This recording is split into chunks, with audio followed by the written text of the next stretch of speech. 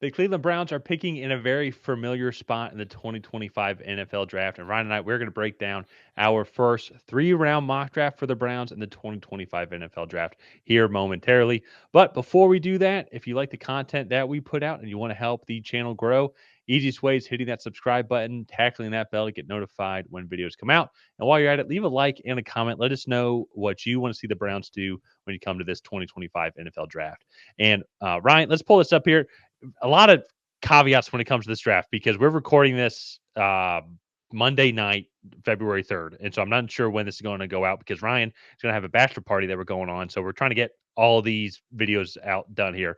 But this is also the day that Myles Garrett said he requested a trade. This we finished the mock draft right around like the time the Senior Bowl was going on. So that's a big clarification, especially too for the next pick that we're going to talk about as well. But we say that because a lot's going to change, I feel like, with the Browns over these next couple of weeks. I know the Browns are saying that they're not going to shop Myles Garrett, but at the same time, though, too, I think when there's going to be a team, hypothetically, let's say the San Francisco 49ers, like, hey, we'll give you 3 first-round draft picks for Myles Garrett. I think that might be really tough for the Browns to pass up, especially, too, with where the Yeah. 49ers are picking now. And, like, whenever Myles Garrett's contract is up, it's like he's not going to want to re-sign with them. So you might as well try and get like Myles Garrett's value. I don't think could get any higher than what it is right now, unless if he does another 14, 15, 16 sack season. And if you're the Yeah. Browns right now, I think one of the unique things about making that trade is it makes his second pick much simpler. I think you can take a shot on a quarterback here in Cleveland because we didn't do that. We have it going Travis Hunter. Currently, the way everything is set up as of right now is like you just take the best player available and go from there. But if you get another first round pick, and with where they're picking at in the beginning of the second round, as we do a mock trade up here in a second, so you'll see like the type of value that they might have to give up. It's reasonable that they could potentially Yeah. have 3 first round picks in this draft class, and all it would cost them would be Myles Garrett and a couple of picks. So I say that jokingly, but it's just very interesting now, like with the Cleveland Browns draft, like what's going to happen, kind of over these next couple of weeks for Cleveland. Yeah. And just to kind of get into this pick here, this Travis Hunter one, I mean, he is one of the most interesting prospects we've seen in a while. He is a little bit undersized as a whole, being 6'2", like 185. But all in all, like just a tremendous athlete, one of the most athletic prospects that we've ever seen, and one of the most natural football players that I've ever evaluated.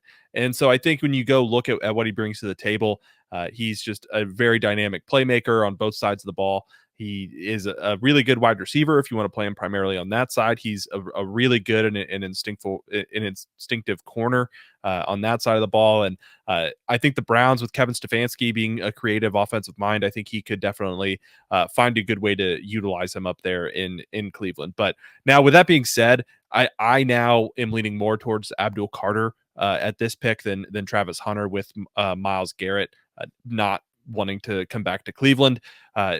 If they shy away from one of the quarterbacks. So you're going to get one of the quarterbacks here, I think, now, most likely. But if not, I think Abdul Carter is the more likely pick over Travis Hunter. Yeah, it's going to be very interesting to see what the Browns end up doing. As we talked about, Travis Hunter will go across from Denzel Ward and immediately become like a lockdown corner there. And Yeah. one of the things that's really interesting too with this Browns defense is like, let's say Myles Garrett does stay, they draft Travis Hunter.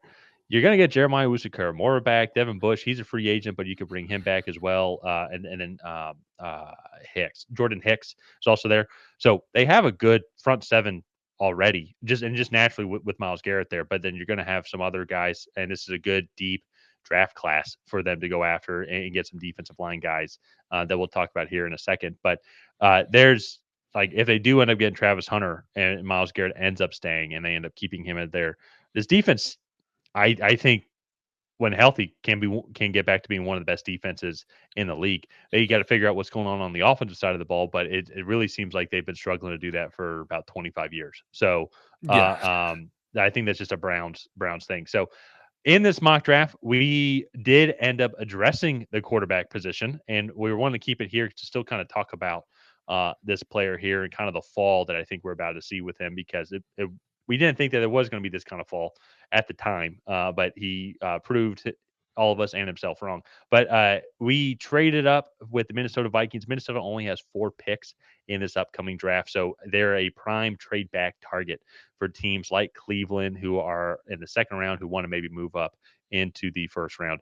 And so they did cost them the 93rd pick and then the 167 pick. But the Browns also have a bunch of picks overall. I think on Tankathon right now, like based off of power rankings, I think they have the most amount of power when it comes to just the total amount of points or Mhm. projected draft points or whatever it's called. So they can go up and go make moves like this.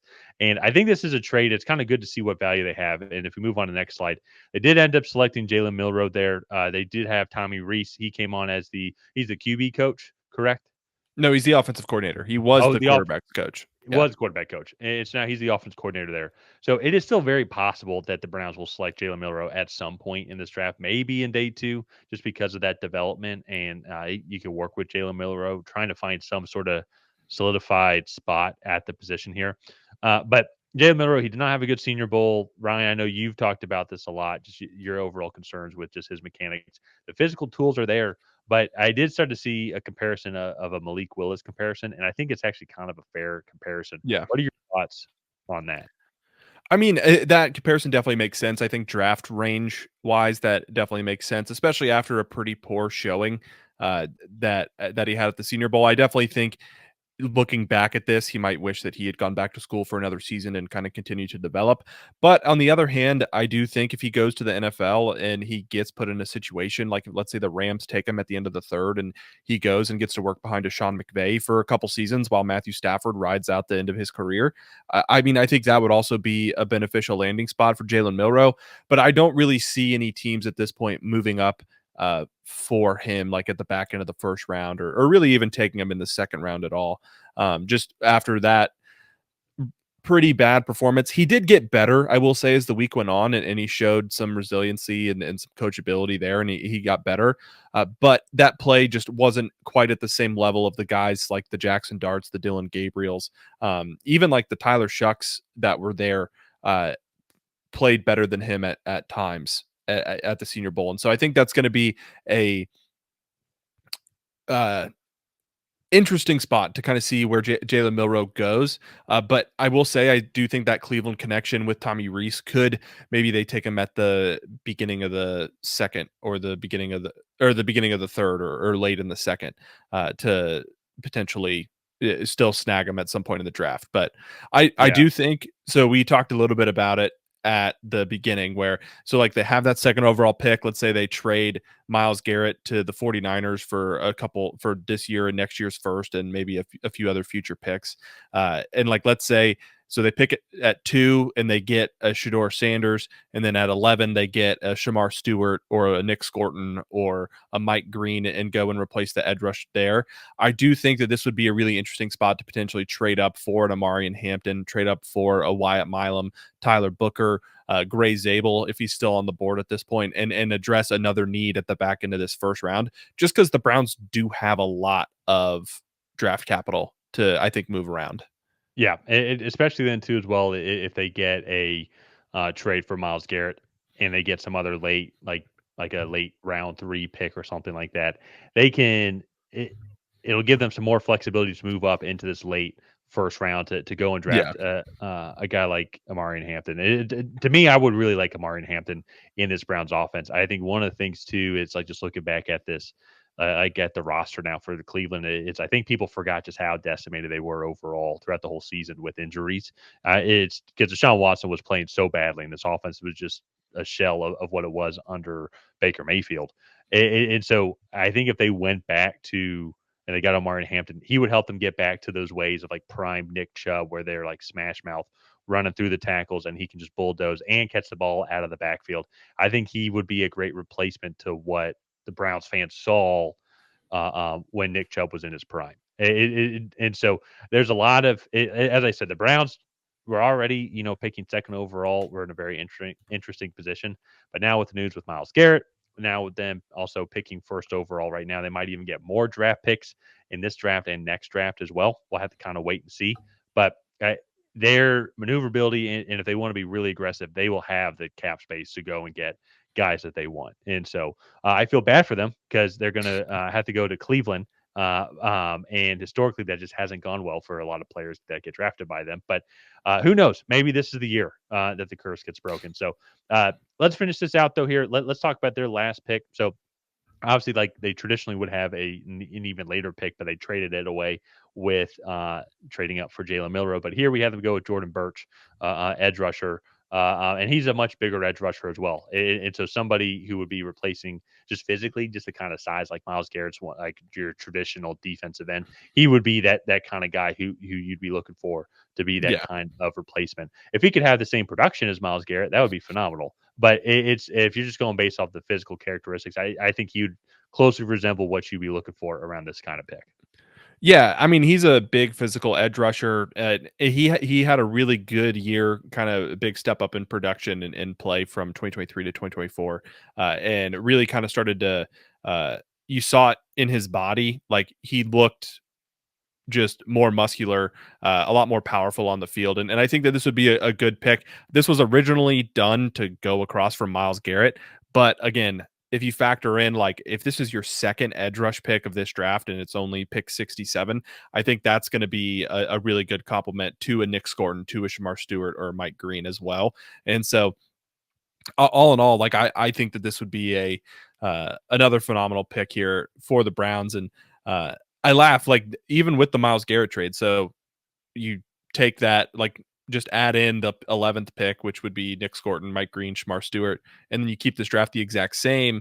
Maybe exclude the trade up for Jalen Milroe, and take somebody else there. But I like, this is a pretty defensive heavy, like, replace Myles Garrett kind of draft. And so this actually, like, I know it's a dark time, I think, for Browns fans, because a Hall of Fame player just requested to be traded off of your roster. But uh, you guys are set up, I think, at a good point where you can recoup a lot of value for Myles Garrett. It's not very often that a Hall of Fame player in his prime gets traded. And so, like, I think they'll get more than what the Khalil Mack trade was when he went to the Bears Oh, 8-10 years ago. absolutely. And But so, it to your but just to counter that point though, it's not too often that the Browns have Hall of Fame players. It's so and that's that's what fair. makes it really But really sucks because he's gonna be a first ballot guy going into Canton. And oh like yeah, it's he's been one of the best defensive players he's a over the past 3-time defensive player of the year. something Like, like that. Yeah. And so and that being said, and it's different than some of these other guys, like you just I'm not even saying like how true it is, but like just as an example, like Garrett Wilson, like saying he's going to request a trade. And like, dude, you're still on your rookie contract. Like you haven't gone through the mud. And it's like, I think Myles Garrett, to me, I also see this a lot, like with Matt Stafford as well. Be like, he went through the mud in Detroit and like nothing got out of it. And so now like I think it's an okay time for him to be selfish on like, I want to yeah, go win a championship. Like I've dedicated my life to this. And like, I don't want, like I want to be given the best opportunity here. And you're just looking at the Browns, like what they're going to do with this quarterback position here overall, what they're going to do with this offense. And I think that's another area as well, like that they'll address is like maybe the receiver position, also try and get some more talent in there. I think offensive line. I think offensive line once again. Correct me if I'm wrong, but like I think when healthy, I think that there are some good things about this offensive line. They've been addressing the offensive line a lot. It has mainly been like round two, round three, round four talent, but there's still some good talent like that's there. I think you just got to get all the pieces together, but it's so hard to evaluate just because Deshaun Watson has just been playing that badly. And so hopefully Deshaun Watson gets off the books and it'll probably never play down again in Cleveland. But like now you got to try and figure out what to do with that team. So it'll be interesting though. I think the Browns news is going to be very fun to watch. yeah, I'm very interested to see kind of how this offseason plays out for them. It's already off to a rocky start, but hopefully come draft time, it can end on a high note. With that being said, let's go ahead and wrap up this video here. If you guys have not already, please go ahead and like and subscribe. That is the best way to help out the channel. While you're down there, leave a comment on what you thought of this Cleveland Browns 3-round mock draft. Did you love it? Did you hate it? What would you have done differently? And other than that, we'll see you guys next time.